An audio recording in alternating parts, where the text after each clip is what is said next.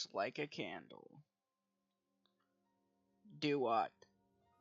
I think we're lost, Mina told her companion. They could hear the torrential rain and thunder outside, the same storm that knocked out the power in the entire celestial tower and the surrounding area. There's nothing we can do but wait until morning, Mina mentioned, sitting down and leaning against what Mina hoped was the wall. Let's try and get some sleep. Do-what answered, sitting down beside her.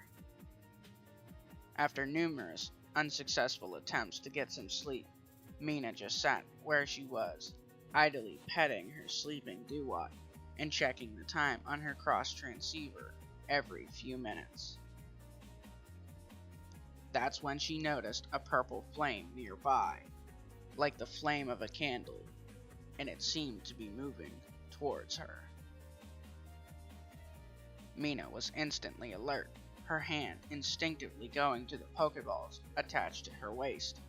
She didn't throw one.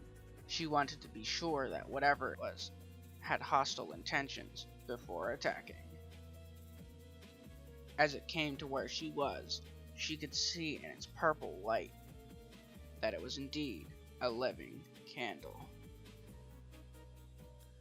Litwick, it said, its eyes looking over Mina and Do-what.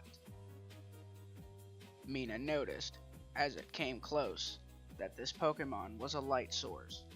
Though not as bright as a light bulb, it was enough to lead them out, but only if it was willing. Hello, Mina said, as kindly as possible.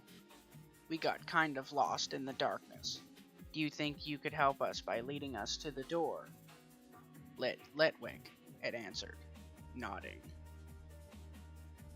Mina woke up Do-what, who was initially suspicious of the candle Pokemon, and was ready to attack, but after Mina told him that Litwick agreed to lead them out, he calmed down and allowed the candle to lead the way. Initially, Litwick used its light to make sure they took the right path and didn't trip, as well as leading them through the maze of gravestones to the stairs. But as they went, it became harder and harder, until both Mina and Do-what were breathing heavily. After a bit more, Do-what suddenly fainted. Litwick, come over here.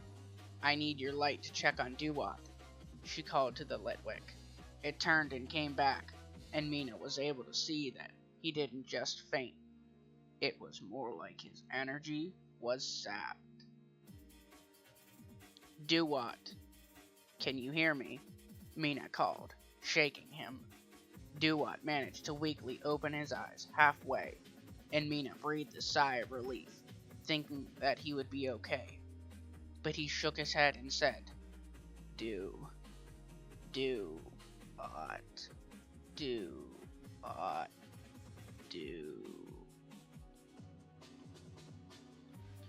He closed his eyes again, as his body took a few more difficult breaths, and laid still. Tears came to Mina's eyes, as she realized that her Do-what, her beloved Pokemon that she had since Juniper gave to her as a present, was dead. She picked up his body, intending to give him a proper burial come morning. After another floor, Mina fell to her knees. She struggled to stand, but it was as if her energy had left her, and she didn't have enough to even get to her feet. She looked at the Litwick she was following, which now had a sinister smile on its face. Mina gasped, as she suddenly realized that the Litwick has been sapping her energy, and was the reason Do-what was dead. She brought a hand to her belt, intending to use one of her other Pokemon, but Litwick jumped forward with surprising speed and knocked her on her back, scattering her Pokeballs everywhere.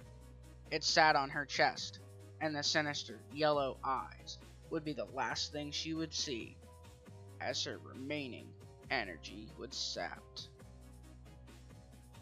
Litwick stepped away from the now dead human.